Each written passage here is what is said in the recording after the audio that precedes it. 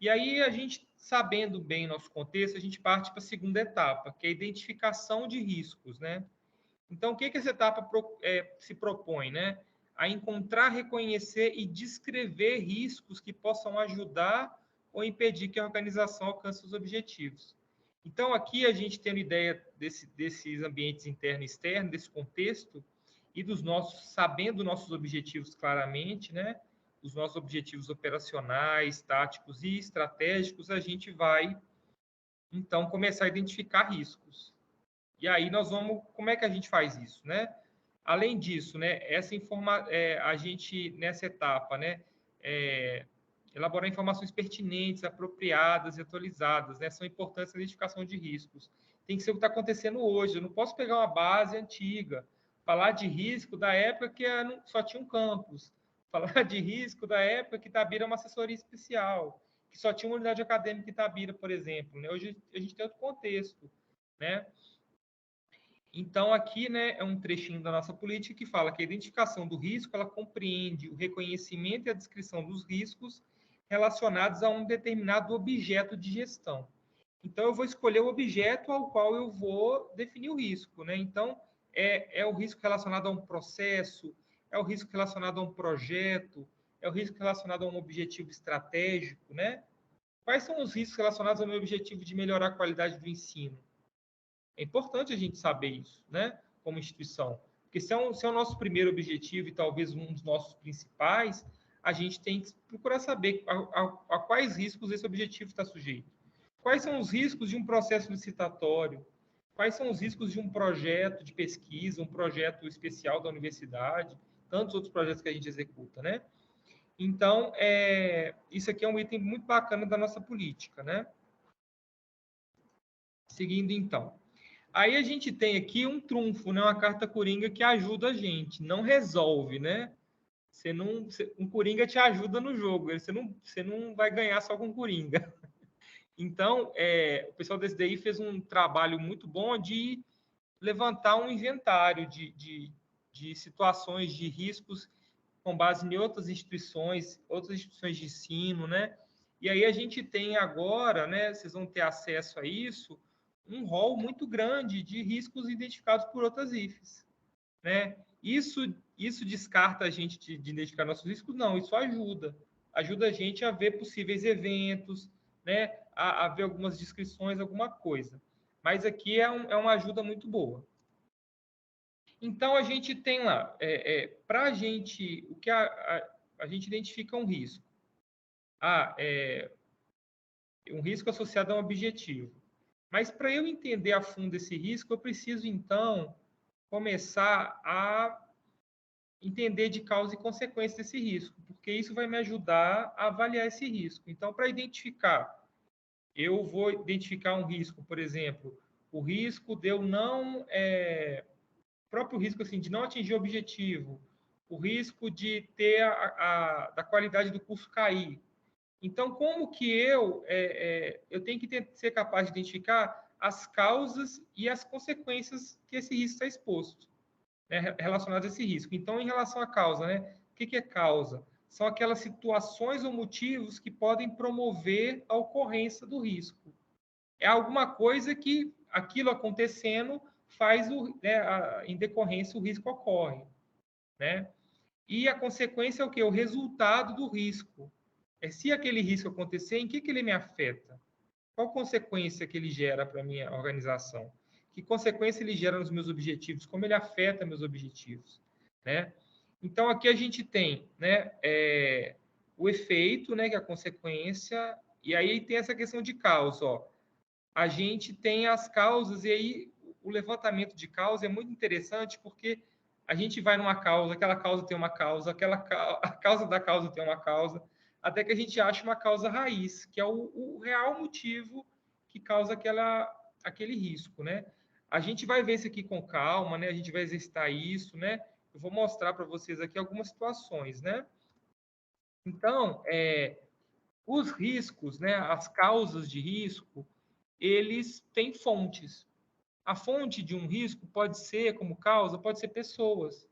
Pessoas que não são capacitadas adequadamente, pessoas que não têm, que não executam adequadamente sua função, né?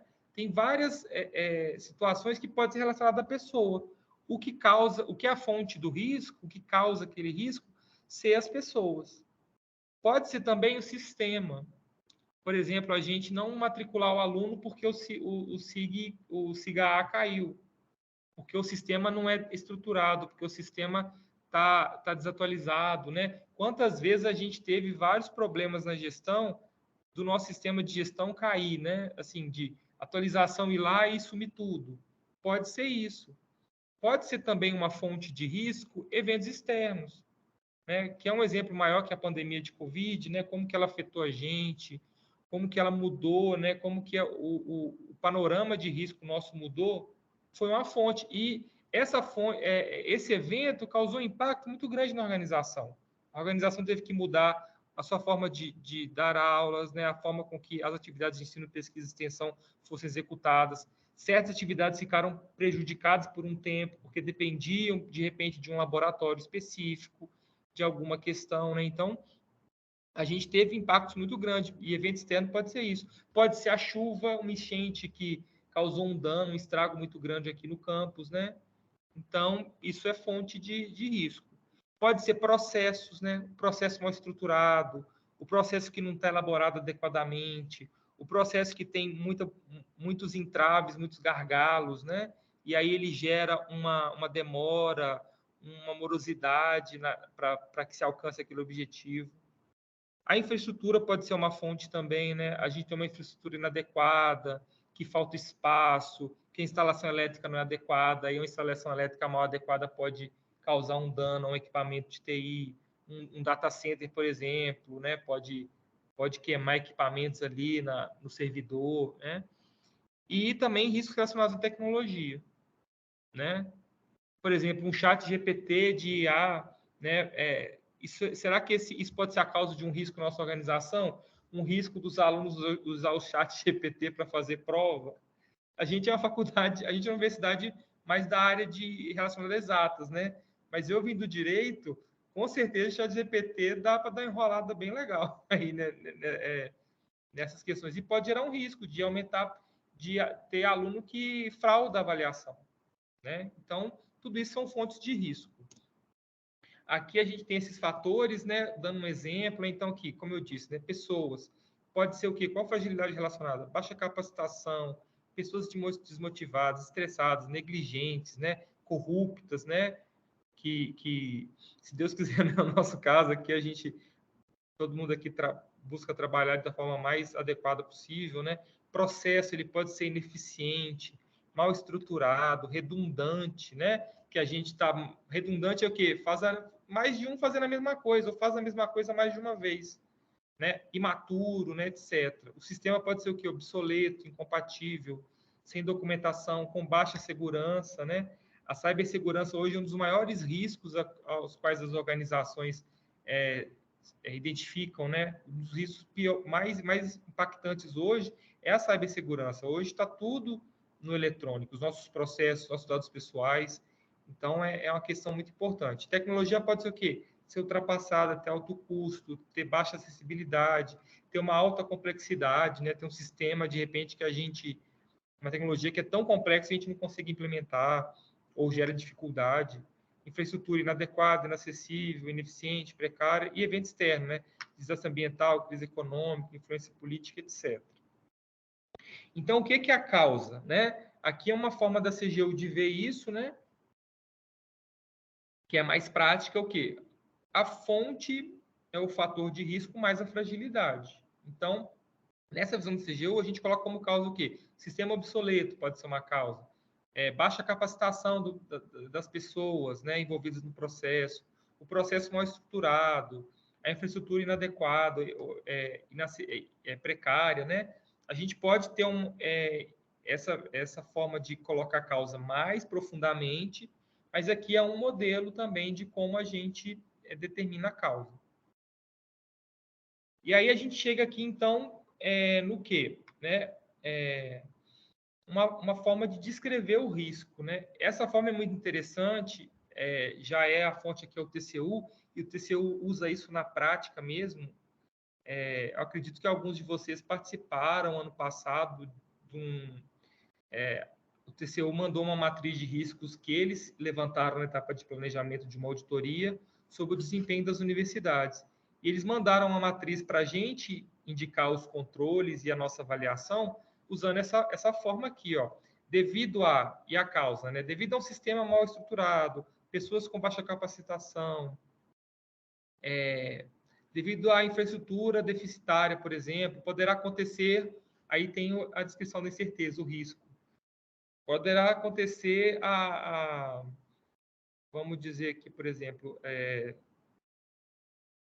devido a essas fontes, sistema estruturado de pessoas, poderá ocorrer o risco da gente ter falha na contratação, o risco da gente ter aumento da nossa taxa de evasão, que poderia levar a qual impacto, né? O impacto que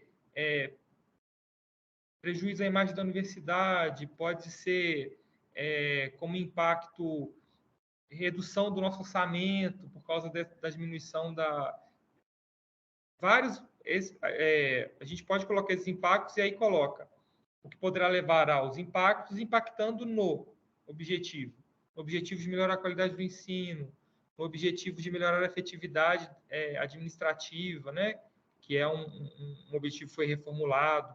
Então aqui fica um textão, mas é uma forma muito bacana de escrever o risco. E no Scope isso ajuda demais, porque a gente já tem uma visão ali, ó, devido às causas, poderá acontecer o risco, o que poderá levar ao impacto, consequência ou efeito, né, acarretando no quê?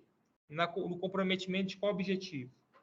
Né, na dimensão impactada. Né? Então, aqui é uma forma de se descrever o risco, né? Nós vamos trabalhar com exemplo. Eu não quero dar muito exemplo aqui, senão eu vou matar um pouquinho a próxima atividade. Mas, basicamente, é isso, gente, a forma de descrever, né? Aqui a gente tem algumas ferramentas que ajudam, né, na identificação de causas e consequências. Uma delas é o diagrama de Chikawa. O diagrama de Chikawa, a partir do risco, a gente levanta as causas de vários, né, pessoas, processos, tecnologia, ambiente externo, recursos, informações, pode ser entre outros, e a gente começa a identificar causas e subcausas relacionadas a essas causas. Isso vai criando uma espinha de peixe, né? Aí é até uma forma, esse diagrama é conhecido como espinha de peixe também. Então, é uma forma de você ver ali as causas relacionadas a esse risco e as subcausas, dá uma visão muito bacana. E tem também o Bowtie, que era muito usado na política de riscos anterior, né? Essa que está em vias de ser revogada, né? Que é a de 2019, que ele traz, então, você coloca as causas, o evento de risco no centro, e aí você prevê as causas, que são essas fragilidades, essas fontes, né, de risco, de um lado, e aí você relacionando o evento com a causa, você pode atribuir controles preventivos. Então, o que eu faço para aquilo não acontecer? Ou para diminuir a possibilidade de acontecer? E, por outro lado, se coloca as consequências, os efeitos, né? Aquilo acontecendo, o que vai impactar? Né? Você coloca esses efeitos. Então, acontecendo esse evento de risco, qual a consequência que eu tenho? Vai comprometer meu orçamento? Vai prejudicar minha imagem? Eu não vou atingir o objetivo? E aí você coloca essas consequências e aí você estabelece os controles atenuantes entre o risco acontecer e a consequência. Então, se esse risco acontecer, o que atenua, o que diminui esse impacto? Né? O que eu posso fazer? Então, é também uma ferramenta muito interessante que a gente pode usar.